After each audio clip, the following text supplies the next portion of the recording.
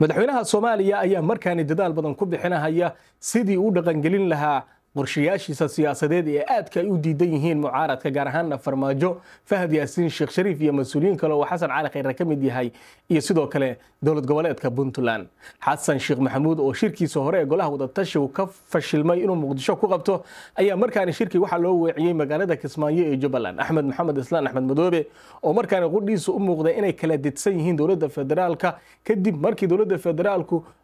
doorashada Jubbaland ay tiranaga qabanayna xukunka doorashada ee Jubbaland Axmed Madoobe tan iyo markii la aasaasay maamulka uu ku fadhiyay ay Axmed Madoobe isna diday shirka hore ee golaha watashiga ee Muqdisho ka furmi lahaa Axmed Madoobe waa tii uu diday laakiin haatan wuxuu yiri Kismaayo gobol idin dhigay isugu nimaano waxa la filayaa in shirkaasi waxyaabo badan oo ku saabsanaa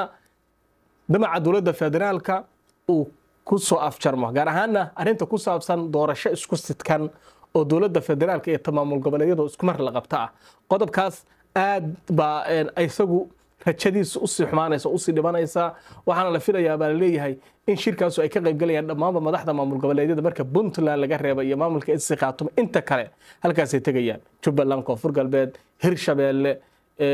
iyo Galmudug iyo sidoo kale dowladda federaalka ra'iisul wasaaraha madaxweynaha Kismaayo isugu tagaya shirka waa ogaan doona wax ka soo bax barnaamijkan falanqeyn ku sameyn doona waxyaabaha la fili kara waxyaabaha la rajeynaya sida mucaaradku uga falcelin doonaan ujeedka shirkaasi arrimo kale waxaan kaloo aan eegi doonaa Turkiga oo dadaal badan ku bixinayo guntiga dhiisha isaga dhigaya sidii uu khilaafka labada wadan ee Soomaaliya iyo Itoobiya meesha uga saari lahaa walibana Turkigu wasiirkiisa arrimaha dibadda siyaasiga Hakan Fidan ayaa waxa uu ku sugan yahay Addis Ababa mas'uul sare oo diblomaasiyo oo wasaaradda arrimaha dibadda ka shaqeeya Soomaaliya loo soo diray waxaan eegi doonaa Turkigu labada wadan marka ay noqoto saaxiibtinimo yaa u dhow Soomaaliya iyo Itoobiya maxaa laga filan karaa heshiisiintan hergeli doonta labadaas qodob baan barnaamijkan ku dul istaagaynaa haddaad nagu cusubteen nagu soo biira muuqaalka la gareeya sina shar gareeya aan ku bilaabay shirka golaha wada tashiga qaran ayaa waxa uu ka dhacayaa magaalada Kismaayo ee xarunta gobol maamulka Jubbaland halkaas uu ka furmayaa shirkaasi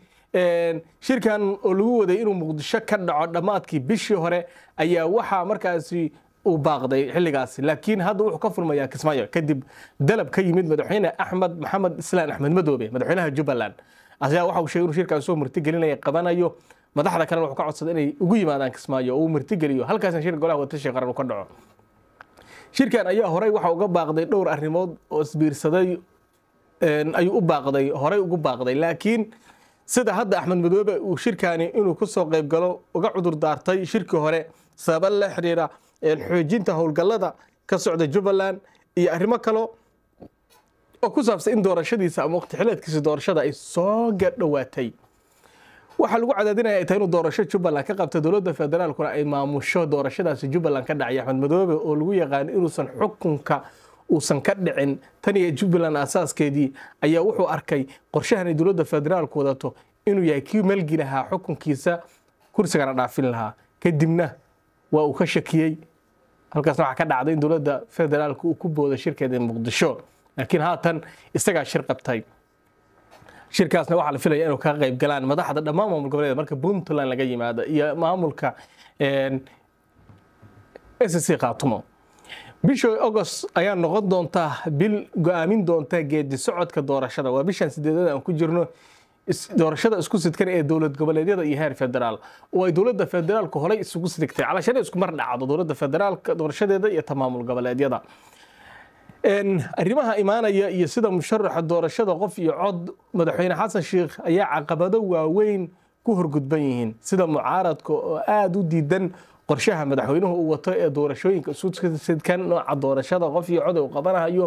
xilliga uu leeyahay waa qabanayo iyadoo madaxweynihii Soomaaliya Xasan Sheekh Maxamuud uu harsan yahay muddo xileedkiisii hal sano iyo bilooyin Xasan Sheekh ayaa ku adkeysanaya in dalka ay ka dhacdo doorasho qof iyo cod kadib markii uu baarlamaanku markaasi marsaday cutubyo kamid ah dastuurka dalka oo dhigaya in laga guuro hanaankii doorasho ee hore walow ay la yahaatan muuqan tilaabooyin la qaaday oo midaasi looga gudbi karo kuna saabsan in dalkan ay ka dhacdo doorasho qof iyo cod doorashadaasi mucaaradka dowladda Soomaaliya farmaajo Fahad Yaasiin Abdiraxmaan Shakuur madaxweynaha Puntland Saciid Cabdullaahi Dani sidoo kale Xasan Cali Khayre Sheekh Shariif dhammaantoodba garafka ku dhufteen waxaana sheegeen waxaan dhici karin inay tahay in dalkan Soomaaliya ay doorasho lagu qabto muddo sanad iyo bilooyina waxayna sheegtay in dawladdu qorshaha ay wadata ay tahay waxaan suurtagal ahayn iyo waxaan dhici doonin iyo waxaan suurtagal ahayn marka waynu eegi doonaa iyadana qodobkaasi barnaamijyo kale aan doonayna ka sameeyno markaan waxaan eegaynaa dawladaha Turkiga iyo Soomaaliya iyo Ethiopia kulamada u socda oo xiisadii Ethiopia iyo Soomaaliya u dhaxaysay ee aadka u kululeed sidoo Turkigu markaan ugu dadaalayo inuu labadaas wadan uu isku soo celiyo xiriirkoodii wanaajiyana dabcan wasiirka arrimaha dibadda ee Soomaaliya fiqi ayaa qaabilay agaasimaha akaademiyada diblomaasiyadda ee Turkiga kana tirsan wasaaradda arrimaha dibadda ee dalkaasi tani waxay ku soo aadaysaa xilli wasiirka arrimaha dibadda ee wadanka Turkiga Hakan Fidan oo ku sugan yahay magaalada Addis Ababa ee caasimadda wadanka Ethiopia halkaas uu kula kulmay ra'iisul wasaaraha Ethiopia Abiy Ahmed iyo wasiirka arrimaha dibadda ee wadankaasi Ethiopia kala hadlay sidii xiriirka labada wadan loo soo celin lahaa sidii labada wadan la isugu soo dhaweyn lahaa sidii labada wadan saaxiibkoodii loo soo celin lahaa sidii arrinta la isku haystana xal looga gaari lahaa wasiirka arrimaha dibadda Turkiga Addis Ababa kulamadu ka wada waxa la sheegay in waxyaabo badan ay ugu hergaleen isla markaan Ethiopia ay wax badan aqbashay laakiin markaan si Soomaaliya oo ah tircabashada gudbisay tan diidan damaca Ethiopia loo qanciyo waxa loo soo diray mas'uul sare oo ka socda wasaaradda arrimaha dibadda oo aan nin diblomaasi oo sare wasiirka arrimaha dibadda ee Soomaaliya ayaa dawladda Turkiga uga mahad celiyay taageerada ay la garab taagan tahay Soomaaliya iyo arrimo kale ay ka mid tahay arrimahan isku xil saartay kulankan ayaa waxa goobjoog ka ah xafiiska Turkiga ee Soomaaliya gaar ahaan mas'uulka u jooga qasriyada waxaana uu ku soo beegmaya xilli Muqdisho uu ka furmayo tababar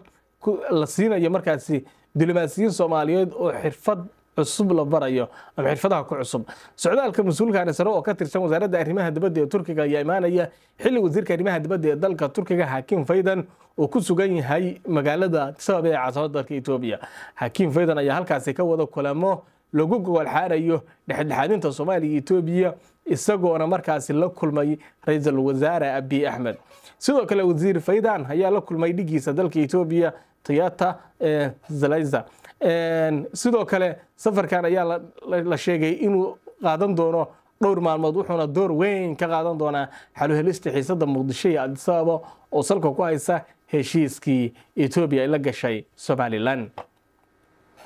Hakan Fidan wasiirka arrimaha dibadda ee wadanka Turkiga ayaa intuu jooga Addis Ababa ka shaqeyn doona sidii loo dhexdhexaadin lahaa labada dal ee Turkiga iyo saaxiib u leeyahay maadaama uu Turkigu aad u danaynayo gobolka Geeska Afrika una dantiisa ka dhex arko Soomaaliya iyo Ethiopia labadaba oo heshiisa waxaana Turkigu uu markaani la sheegay inuu aad u xoojinayo galaangalkiisa qaaradda Afrika gaar ahaan bariga iyo bartamaha qaaradda Afrika waxa kale oo la sheegay in Turkigu uu aad u danaynayo in maadaama Soomaaliya lagu wareejiyay dhinaca amniga ee xeebaha inuu Ethiopia uusan cadowsan oo Ethiopia sidoo kale maadaama mashaariic fara badan ay kala dhaxaysa labada wadan ee Ethiopia iyo Turkiga ay ka dhaxayso Ethiopia asagoo haysta Soomaaliyana haysta inuu ka shaqeeyo labada wadan oo saaxiiba wuxuu u arkaa in labadooda oo saaxiiba asaguna uu dusha sare ka heshiisiyay ay tahay faa'iido weyn iyo guul soo hoyatay dawladda Turkiga oo markaan dalalka kale ee reer galbeedka sida Mareykanka iyo dalalka kale ee Ruushka iyo Shiinaha in loolan kula jirta qaaradda Afrika oo qaarad bihin khayraad badan dadkeeduna waxyaabo badan adduunka uga dambeeyaan laakiin wax badan ay caalamka dheer yihiin waxaana la sheegay in warshado iyo khayraad kala duwan iyo uu Turkigu qaaradda Afrika doonayaan ay isdhaafsadaan oo ay isku kala gooshaan Turkiga iyo Ethiopia saaxiibtinimo dheer ba ka dhaxaysa Soomaaliya iyo Turkigana saaxiibtinimadooda dheer waxa ka xoog badan baa leeyahay tii sanadahan dhow oo saaxiibtinimada dhow ayaa jirta oo Soomaaliya kala dhaxaysa inkastoo Soomaaliya Turkigu ka taageero dhinacyada waxbarashada taageerada ciidamada ee tababarada iyo arrimo kale oo aad markaas ay muhiim ugu tahay laakiin si walba ha ahaatee Turkigu markay noqoto labada wadan baa leeyahay ma doonayo inuu mid isagoo taageerayo uu kan kalena cadowsado oo Soomaaliya jacaylka uu qaba iyo saaxiibtinimada intuu la dagaalamo Ethiopia uu ku yiraahdo Soomaaliya maxaa ugu sameeynaysan taa lama filanayo sidoo kale Turkigu Ethiopia ma taageerayo laakiin Turkigu wuxuu leeyahay labada wadanba uu labada isku kaymid labadaba dan iyo xisnaafs baa naga dhaxeeya marka ujeedkaygu wuxuu yahay in labada wadanba hadii la heshiisin karaan heshiisin